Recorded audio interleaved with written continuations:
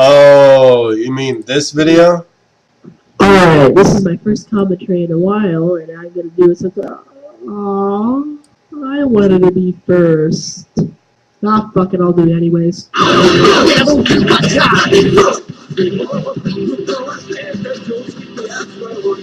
Oh my god.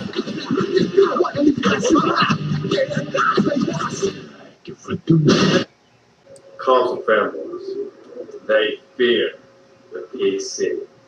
They are just Trash Earth Hour. fearful of something that can take one of their favorite hobbies and turn it into an experience like none other. Wow. What an incredibly egotistical way to start off your video. Oh, console fanboys bow down to the PC in fear. Just like, who gives a shit? Now, let's just take And I guess that's a valid point somehow. those two words, PC fanboy, and let's break it down. Being a fanboy is something that's supposed to be bad, right? But PC stands for personal. Wow, BBC, I bet you're really proud of yourself for believing that you can put L in personal in between asterisks to make a personal pun. No. Mira would be ashamed of you. Who is Mira?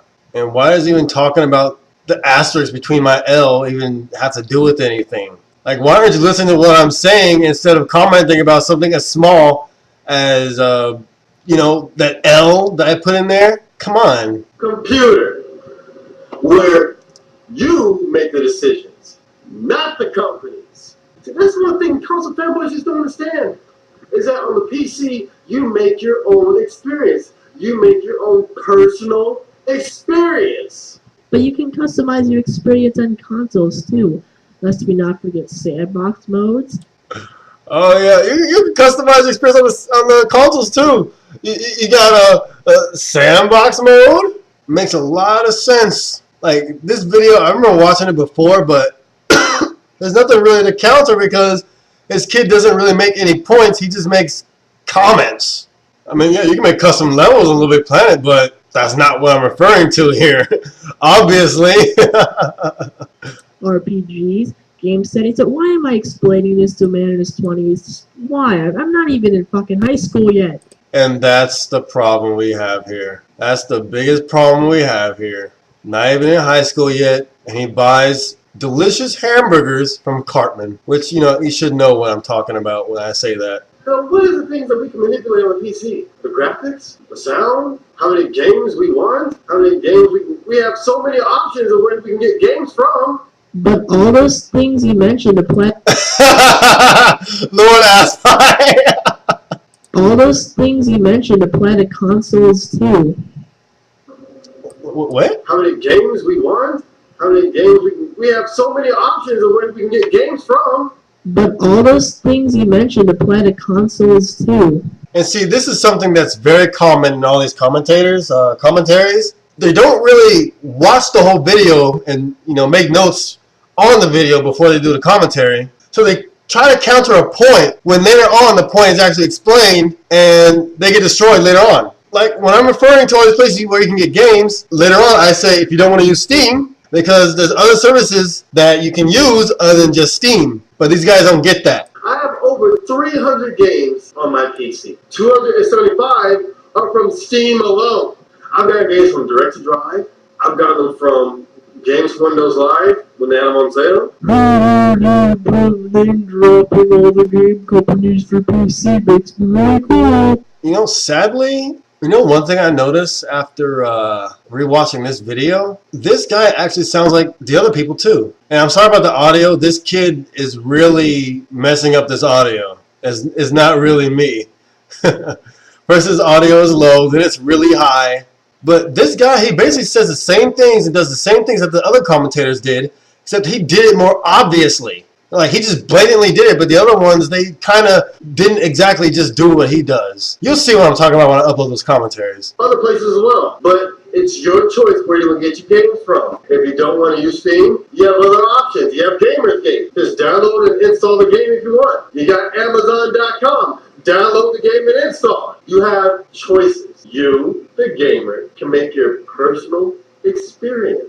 If you want to be able to render videos, chat on Skype and play a game at the same time, like I can, you can do that. Well, then why not just render videos and talk to people on Skype on your PC and just play on a console? It's not a foreign concept. So essentially, you have to use two platforms, which isn't really the point here. And you know what? Gligar made the point in his video on this commentary. In his commentary, he's like, but if you're doing it all at the same time, watch your frame rate drop. And I'm like, well, what's the point of saying that? Because if your PC obviously can't render videos and use all these programs at the same time, then you just wouldn't do it, would you? So what the heck? I mentioned that because that's what I'm capable of doing. We can do as we please. Whatever you're capable of doing is the experience you create. Your PC is essentially your persona. Video chat, by the way. Why would you be using video chat if you were playing a game? So people can see me? Yeah, okay. So people can see me for the same reason that Uno on Xbox Live has, video chat in game. So you can see the other person. You do it on the consoles? No, you can't. I should have explained the difference between a console and a PC. It is not just the games. It is not just the companies that own them. The biggest difference is that the consoles, these things here, and I'm not ragging on the Wii, I love the Wii, but these are in control. Assuming control. By the companies. They own the hardware, they own the software, and you have no choice in the matter if they want to shut your console off. No, they can't. They can shut off your online accessibility, but they can't just shut off your entire console. Yes, they can. Go to Xbox.com, go to the terms of use, go down to, I think, section 3, and read all the reasons as to why they can shut down your console. And it says that Microsoft can modify, discontinue, update, whatever as they please, any functionality of the hardware or software. And that includes games too. If they just want to make you not be able to play a certain game, they can do that too. For any given time, they can shut off your console. But here's the thing, Microsoft made this they were geniuses for doing this. Even if they do brick someone's console, how would they know if Microsoft did it? It's an Xbox 360. Everyone just assumed their console broke. Now, if they had a modded console, or they took off their warranty sticker, do you think they would send it in? No, they wouldn't. Would they complain? No, they wouldn't. Because they would just assume their 360 broke, and they can't get it repaired either. They can get it repaired at a mom and pop shop. But if Microsoft found your console modded and they bricked it, you would never know. You wouldn't know the difference, would you? Isn't that just magical? Isn't that great how that works? You've seen Microsoft do it. By the way, the only thing Microsoft will admit to bricking are the those Xbox development kits, because those are leased to developers and those are used to make code for Xbox and test code, and they can connect to the partner server and everything, and they can download games for free and stuff like that. There's all kinds of things you can do with the development kit. But that's all they're going to admit to bricking. And from what people have told me, and this is just a rumor, they basically destroy one of the fuses in the Xbox 360. Like, it commands it to, like, just completely tear the hell out of that fuse. It makes it unusable. You've seen Sony do it. Nintendo, not so much. But they... And I guess Sony didn't send out a wave of console bricks and bans for having jailbroken PS3s, right? They have control of that their console at any given time as long as you're connected to the internet. You've seen Sony. Even Apple has the exact same thing in the iPhones. Yeah, did you guys know that? They can shut off your iPhone at any given moment that they want. Just completely make it destroy itself. Yeah, Apple has the self-destruct button in your iPhones. Take away your features, haven't you? Yeah, simply stating no is a great counter. It's so funny that this guy, even though he's not even in high school yet, and he eats Asperger's, and he's clearly, doesn't know anything, but he did the same thing that all the other commentators did. He really did. It's just that he did it in a shorter version, and he did it, directly. He just says no, but the other ones just say, no, I haven't, BBC. Where are you getting this from? And I've never seen them do that before. You need to get your facts straight. You see Microsoft put ads on your dashboard. Yeah, Sony has taken away your ability to play videos from certain websites. It's taken away your ability to use other operating system. They've taken away the PS2 software emulation. They took away the ability to copy your PS1 games from your PS3 to your PSP. On Xbox 360, they took away the ability to watch your Netflix things, your Netflix videos and movies in a party. You know, it's pretty bad. It's no longer a gaming console, people. It's an ad block. Yeah, you can't play GameCube games on the newest Wii, which is really weird. I don't know why they would do that. 360, that's what it is. Yeah, it's not like Steam has advertisements too. And if you consider that an advertisement, you know what? You can just go into your interface options and hit that little checkbox and uncheck it, and you'll never see that again. Oh, wait. You have no choice in the matter. You turn your Xbox 360 on, you're going to see Mazda commercials. You're going to see McDonald's commercials. Also, an Xbox is not fucking Tumblr. You don't have to check your dashboard. You can just play the fucking game that you put in your console. Why is it such a foreign concept to you? So you're not supposed to just browse through your dashboard. You're supposed to just go directly to your game, and that's it. As soon as you turn the darn thing on, it's on Spotlight on the older one, and it's on Home on the newer one. And it's there. Your ads are there. They even take your games and lock them away if you don't pay for Xbox Live. But that's only if you buy a game for Xbox Live and then stop paying for Xbox Live. Or any game with any multiplayer function. Every single game is made to use Xbox Live because that's what Microsoft requires. So what exactly is he trying to get at here? In fact, that's probably what should happen. No, you don't get any multiplayer. You don't have the option of using private dedicated servers owned by... And see, here I am explaining the point as to why Xbox Live sucks, because you have to pay for it. gamers. You don't have the option to LAN party. You don't. On Xbox 360, if you are not connected to Xbox Live, you can't even use an offline feature like LAN party. Yeah, you can. And that's his point. Yeah, you can. Wow. Let me ask you guys this. What benefit does Microsoft get from you playing your games offline? For you doing LAN party?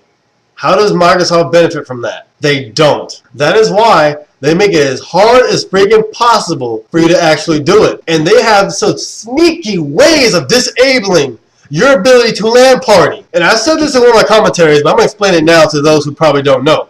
Let's say you have two people who are offline Xbox 360 gamers, and they like to LAN party a lot. Let's say they're playing Borderlands. Now, they both are offline gamers, so they both have the same exact, they're not connected to Xbox, they're not connected to Xbox Live or Microsoft, so they don't get all the ads, they don't get all the updates and everything, but they're able to play their game, together because it's on the same page. They're running Xbox 2.0 and Borderlands 1.0. Well, the other guy has a friend come over, he brings his hard drive, he wants to play Red Dead Redemption. So he puts his hard drive in, he plays Red Dead Redemption, and he goes home. The next day, the two friends try to get back together to play Borderlands.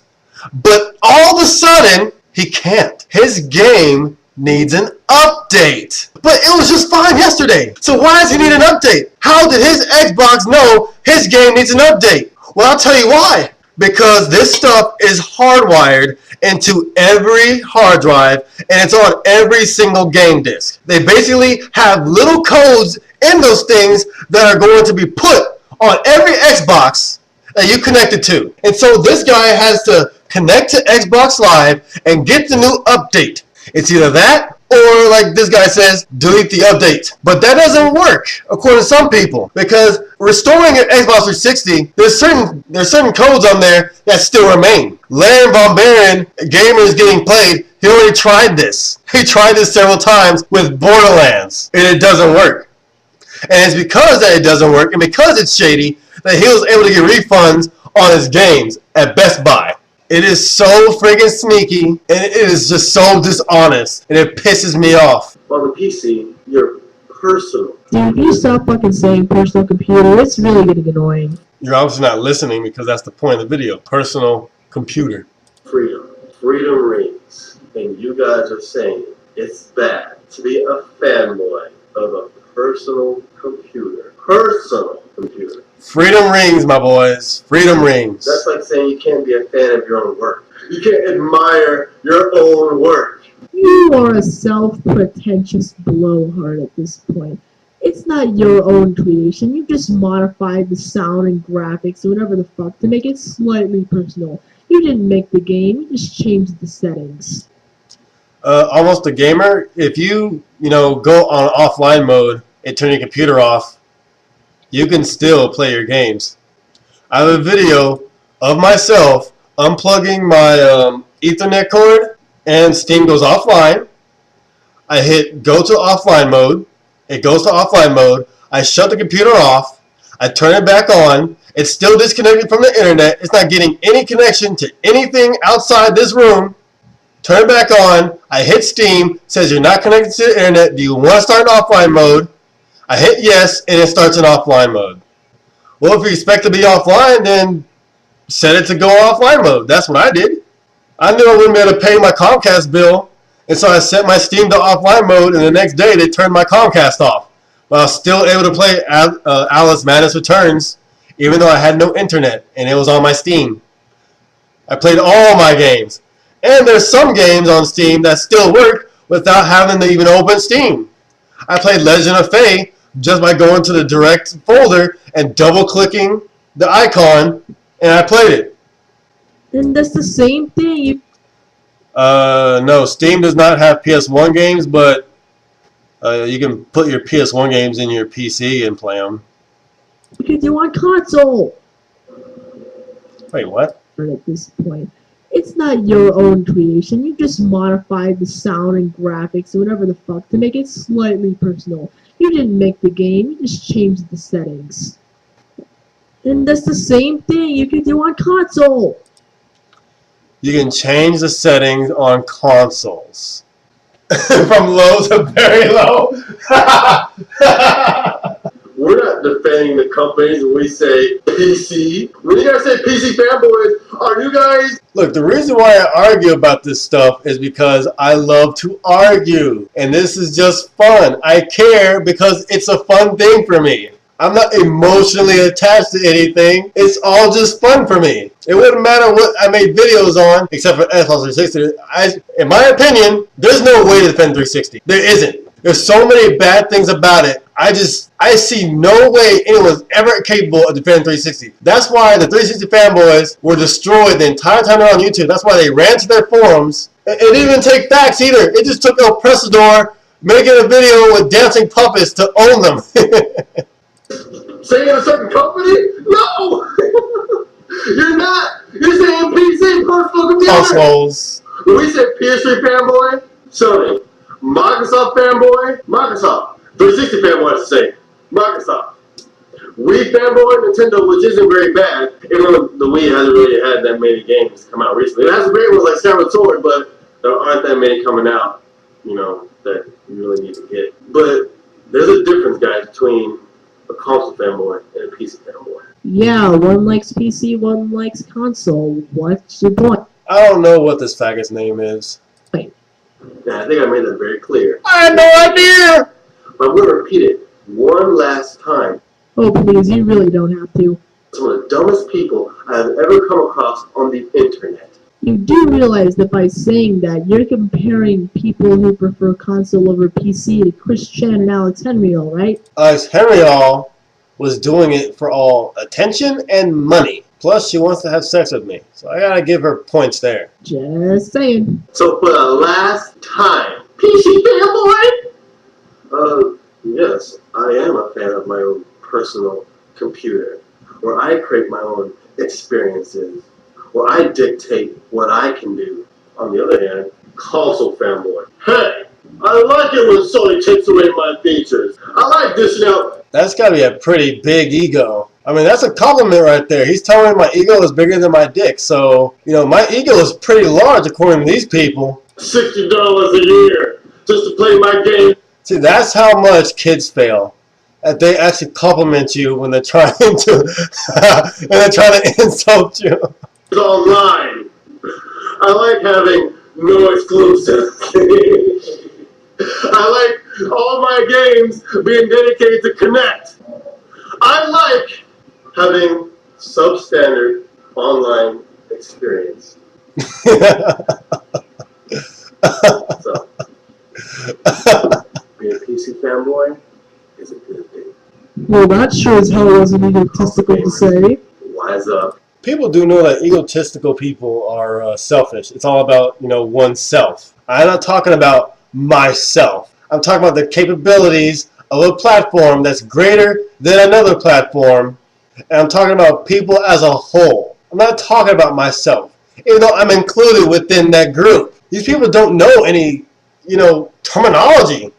It's like when Youngblood was telling me that I was using ad hominem attacks, when ad hominem is when you're only attacking a person's character instead of attacking their points. I'm like, that's not what I do. That's what you're doing, because the entire time I was talking to him, he couldn't give me a single point to back up any of his points. Yes, I am a very terrible representation of the PC community. And that's only from one person. If all the millions of PC gamers said that, I would probably listen, but one guy is like, it's like a June bug hitting the screen of my door. It doesn't matter. And evidently, I'm one of the kings of V, so I must be doing something right. And please, by all means, call me a PC fanboy. BBC doesn't care, and any other PC enthusiast will not care. Yeah, the BlackBusterCritic doesn't care. He's just making an 8.5-minute video on why he cares. Have a good day. And that's the end, folks. All I have to say, this video is a prime example of why I don't enjoy the BlackBusterCritic anymore. Bye.